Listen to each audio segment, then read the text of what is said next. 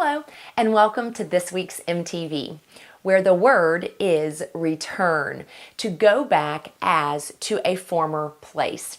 2 weeks ago, Fred and I hosted 13 10th grade young ladies for a discipleship weekend that our church was hosting. Our focus was the word return, and I wanted to share the 3 points to the lessons that we studied here in our home. The first was return from going your own way. Oftentimes we get so caught up in wanting to do our own thing that we might neglect the wisdom of those who have gone before us. And it's important that we take time to return from going our own way. Secondly, return to the truth.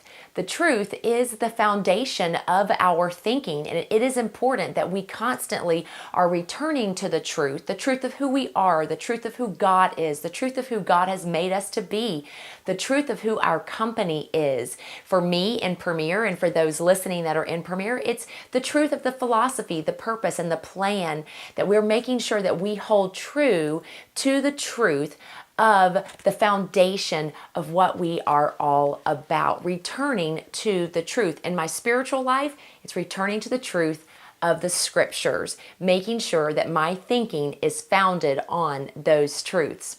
The third aspect is return to reaching others. It's so important in our lives that we are others-oriented versus self-centered, that we are having eyeballs looking out versus eyeballs looking in, returning to reaching others, because in doing so, we're going to see need, we're going to hear need, and then we're able to offer a helping hand in meeting that need.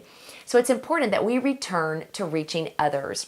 Jesus offered such a wonderful example of these 3 things. He says in John 14:6, I am the way, the truth, and the life. If we're going to return from going our own way, then we can look to Jesus and go His way. If we're going to return to the truth, then we can look to Jesus because He is indeed our truth. And if we're going to return to reaching others, then we can look at the example that Christ gave and how He offered up even His very life for the good of others.